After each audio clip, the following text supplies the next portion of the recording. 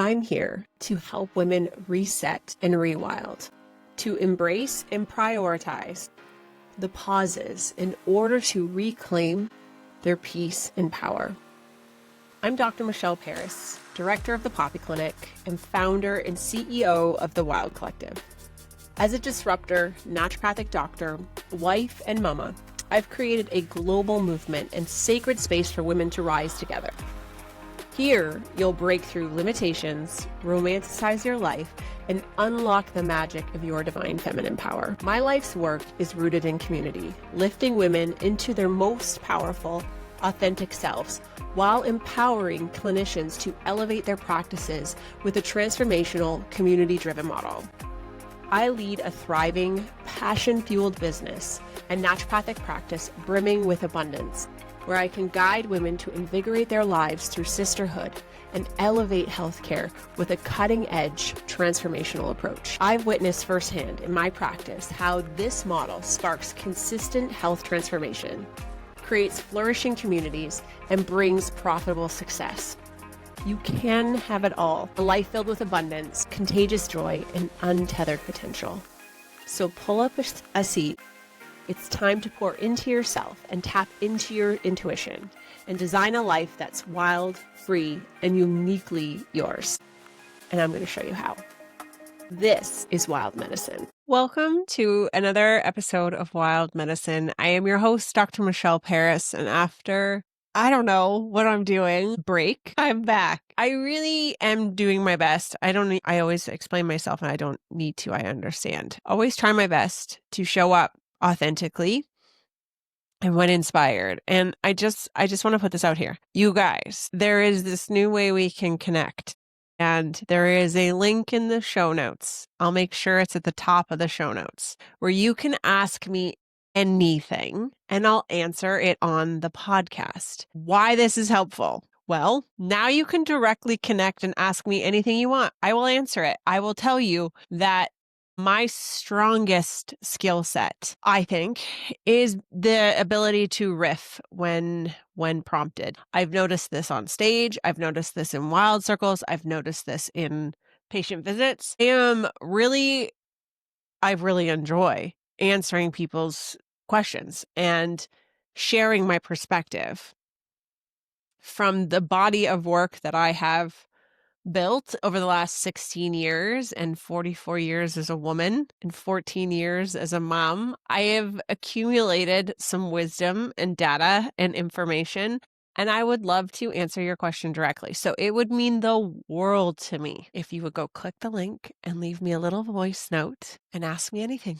I will answer it, and I will love connecting with you in this way. So just putting it out there that this is, I think, what I would like part of the new format to be in this space. And I want to say that there's been so many people who have reached out to me recently, not even reached out, have been in visits, have been in spaces that I host, like wild circles and shed communities and patient visits and all the things, where people have said that they listen to my podcast a lot. That means a lot to me. So thank you. It has been so lovely and the added motivation needed to keep this going. All right. So the first voice note isn't really a question.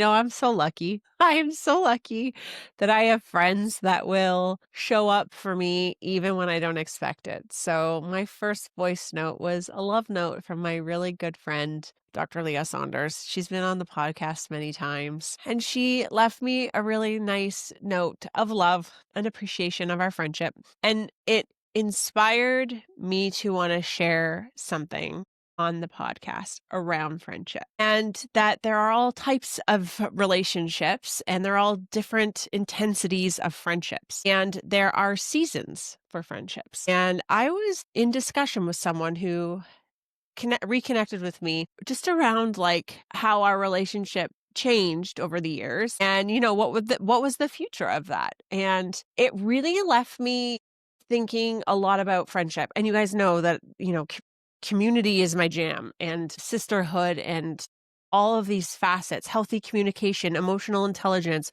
are things I really jam on. and are deeply interested in as it pertains to our health and overall well-being. And when I was talking to my besties about this, what came up was this weird concept of how we actually do a better job of breaking up with our boyfriends than we do with the ending of friendships. And although I've maybe thought about that a little bit, I haven't really put too much energy into how disturbed I am by this information. And I'm disturbed because I think that's wrong. I think we should be better at ending our friendships and holding them at the same level of respect and reverence as you would, like, I don't know why it's so obvious to us. It's so obvious because when you're in communion with a romantic partnership and you no longer care to be in communion with them anymore, some kind of conversation needs to happen so that they don't like show up at your house or something,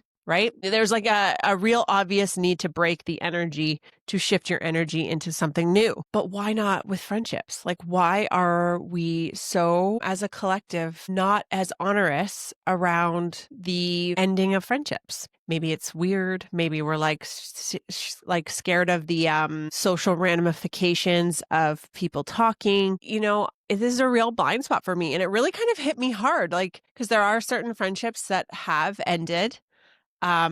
And I wasn't the best at ending them. I certainly didn't hold them at a regard of like, this deserves a level of integrity in terms of conversation around the conclusion of it as it did when we first initiated this friendship.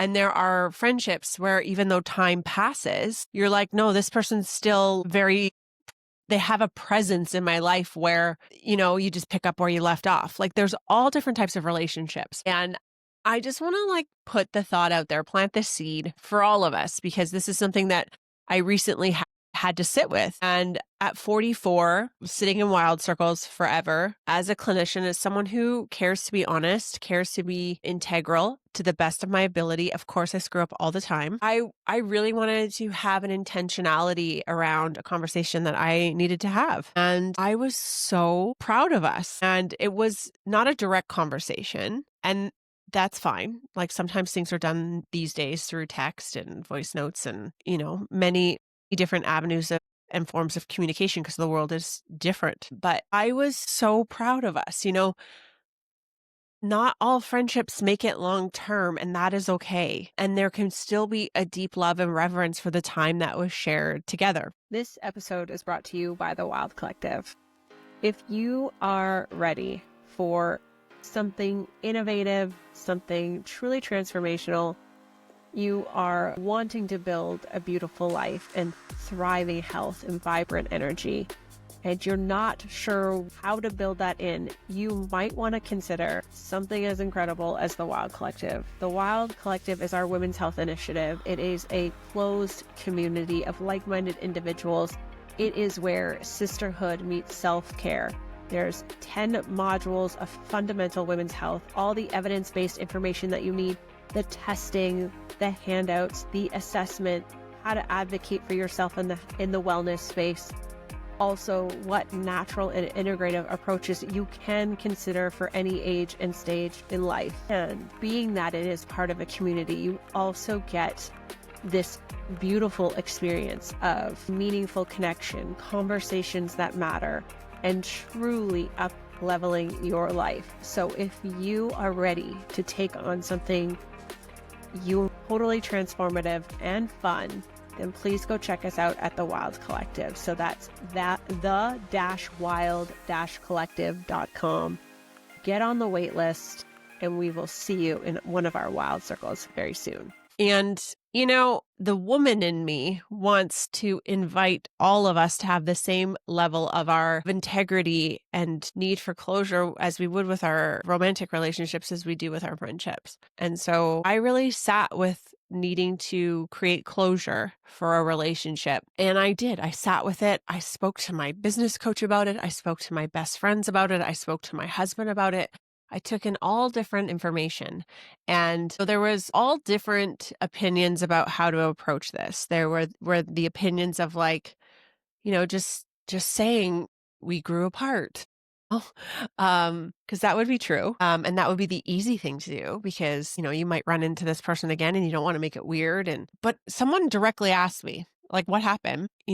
What's the future? And I thought that took a massive amount of bravery and I really respected it. And I wanted to honor her bravery with honesty. And so I was honest and I just shared my perspective and I shared where I was at. And I also shared my deep love and appreciation for her and our friendship and all of these facets that contributed to a wonderful relationship and a relationship growing apart. And nothing dramatic happened.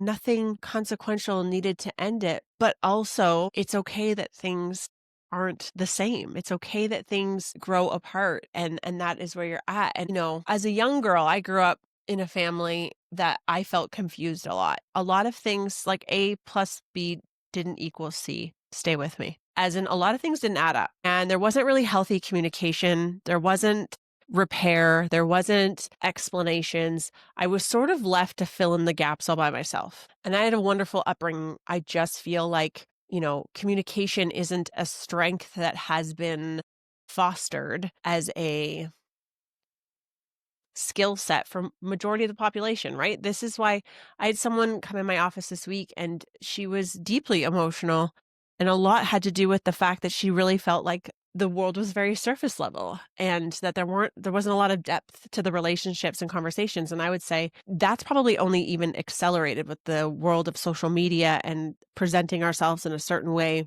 It can be really hard to have deep, meaningful connection these days. And I felt that growing up, that it was really difficult for things to add up and make sense. And all I craved was for a world to make sense, where even if things weren't perfect, things added up. I just needed things to add up. And being someone who's pursued her whole life to make sure that things add up, I thought that this woman deserved honesty from me so that things added up for her because it's kind. Clarity is kind. You don't always have to people please. And just because someone asked doesn't mean that you need to do whatever's asked of you. Right? Like there, for me, was an honesty of inventory for me on my end of like, if I recommit to a friendship, I have a level of responsibility to that friendship. And currently, I don't think I have the time that would be onerous.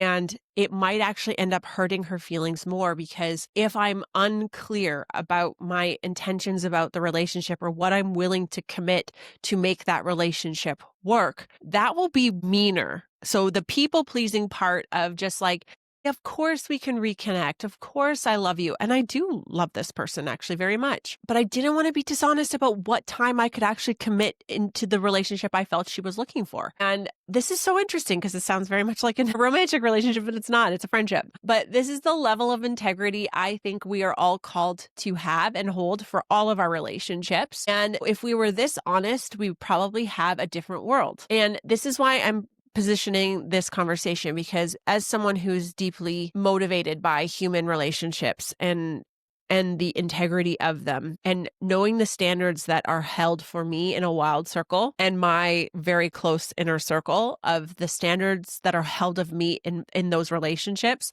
I want to act accordingly across the board. In all relationships, I want to have a certain level of honesty and integrity. And you know what's kicking my butt? What's kicking my butt is having teenagers and feeling like I know nothing again. I promise this all ties together. I remember becoming a new mom and a nurse placing a baby on my chest and feeling like it was all very weird and foreign. I'll never forget that feeling of like, I'm a mom. Like, this is weird. I am like a kid in my mind. I wasn't. I was like 30. It was a very, very foreign feeling where you feel like you're screwing up all the time and you know nothing. And then you get in your groove and you feel good as a mom and you feel confident as a mom and you're like in tune with your children and there's like this beautiful forming relationship.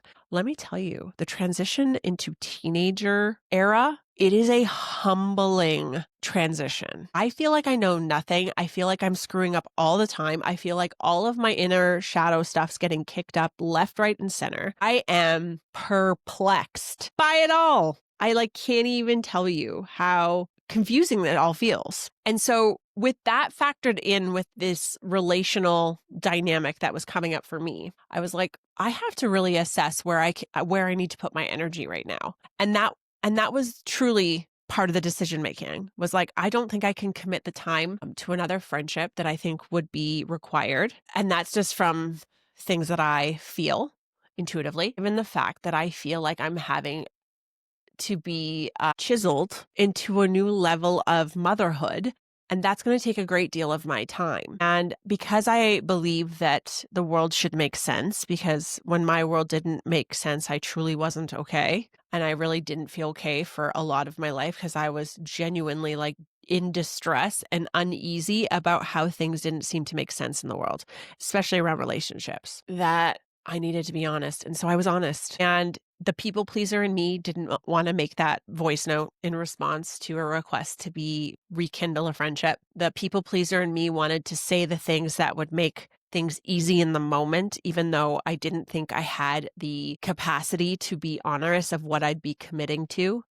And then the wild woman in me, if you will, the mature, unlearning, untethering from societal standards to the truest version of myself, wanted to be integral and honest and loving. And I am so grateful for this woman being brave enough to ask me and helping me elevate to a new level of honesty and graciousness and kindness and respect and reverence. And it was the most lovely healing exchange for someone who always had dramatic endings of relationships, romantic and otherwise. I was so proud of us, of just being real and honest. And, the response I got back was really loving in exchange. Like, I'm really grateful for this woman. And then she said, I'd love to get together sometime. It has been really lovely to reconnect. And I felt like, yeah, that would be really nice. Like, I just can't commit to what I think you're asking of me. And I don't want to lie. I don't want to lie. And I don't want your world to not make sense, because I know how distressing it was for me when my world didn't make sense. And right now, my world doesn't make sense because I feel like where my energies need to be in terms of becoming more relationally sound is learning how to communicate better with a teenager and making sure that I am deeply committed to repair, because I feel like I'm screwing up all the time.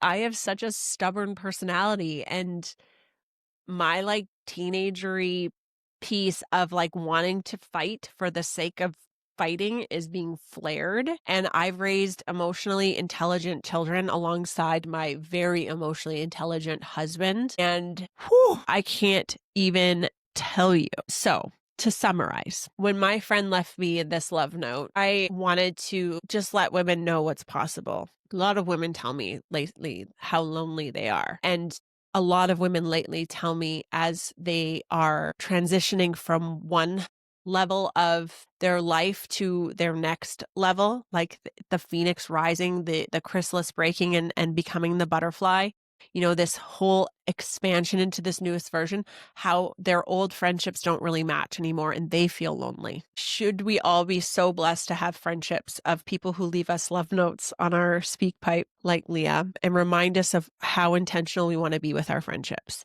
and how important it is to be honest in our relationships and how we desire to do better than previous generations, and understanding the value of repair and honesty and things making sense. And so I, as someone who used to like completely avoid conflict, I am conflict avoidant to the 10th degree. Okay. I don't want to have tough conversations. This is the old version. I actually am okay with tough conversations these days, but I went from someone who couldn't have any conflict, who would totally shut down, who would totally avoid, who would ignore, to someone who's willing to not only sit in the discomfort of hard, but to sit in the arena of honest and repair and making sure that things make sense for the betterment of everybody, because I know how completely distressing it is as an individual, as a human walking this path and things not making sense. And honorous of patients who share with me that they feel lonely and things don't make sense. Like, what kind of leader would I be in Shed, in Wild Collective, in my family, in the clinicians I get to collaborate and lead with. What kind of leader would I be if I couldn't do this on a very human to human level? A pretty crappy one. Are you feeling burnt out and exhausted? See you in someone who has recovered from a few burnouts herself.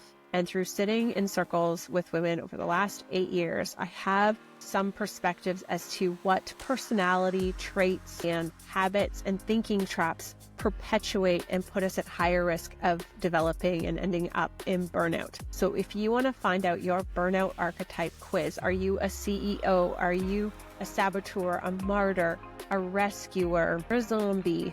Then head over to the show notes, click the free quiz, and find out what might be getting in your way. Also, learn strategies and things to consider to help you reclaim your energy and recover from burnout so that you can be blissed out in the world and doing things that make you happy. Enjoy. I'm putting this out there because wherever you're at, on your motherhood journey, on your leadership journey, on your relational journey just of life, just to plant a seed to remember to be incredibly honest and integral with your word, to be very careful with everybody and not set up undue expectations because the world told you to people please and just say the things to make that moment easy, but then create a lot of distress for somebody else down the road. And a collective exhale of, if you're in the arena of hard, of relationships evolving and maturing and you're struggling, I am there with you. I am completely humbled by this new phase of motherhood. And it's crazy. It's emotional. I cry a lot. I say sorry a lot. I have to sit and think a lot. It's also incredibly healing. And there are parts of me that are healing the younger versions of myself who didn't feel like her world made sense and didn't get the repair that she so needed to feel safe in this world. And to be able to create that imperfectly with my children is healing me as well. And that's a really, really cool thing. And it's the willingness to work on every type of relationship, even though the outcome might not be what you expect or be giving people what they actually want or whatever it is. The willingness to exercise and become better at relationships and more proficient at communication is worth our time in buckets because you feel more presence.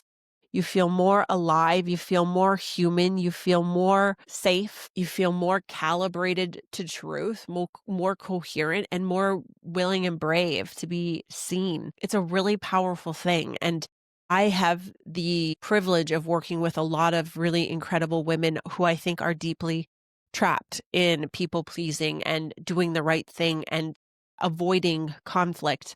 And your most purposeful, beautiful life is on the other side of that. And so I just want to invite in a little bit of grace and compassion for yourself and a willingness to get it wrong on the way to getting it right. And that you don't have to be everything to everyone, permission to set boundaries and be like, I was so grateful for this relationship then, but I'm here now. And it's not, it's just, it is complete. At this level, it is what it is. And I just need to be honorous of my time and my boundaries and my resources and what I can honestly commit. And all is okay. Things don't have to be catastrophic or dramatic or traumatic or awful. It doesn't have to be that way, right?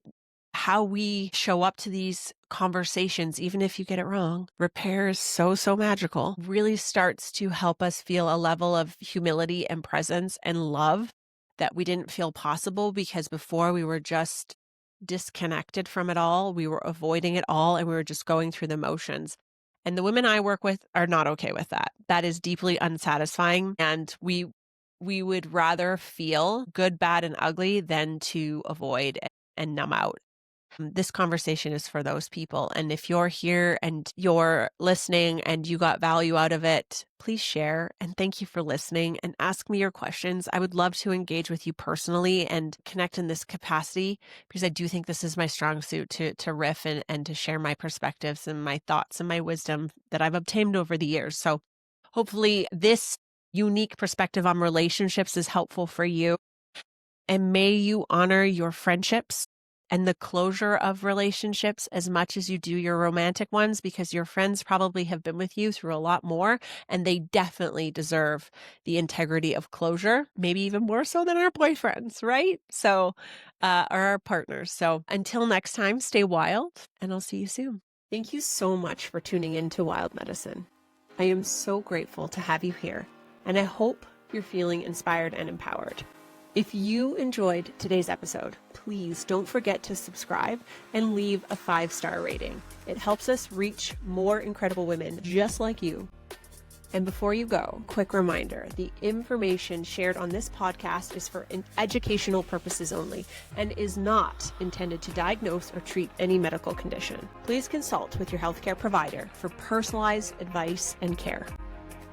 And if you're ready to take inspired action and dive deeper into your own health journey, please visit us at poppyclinic.com. Let's rewild and reset your health together.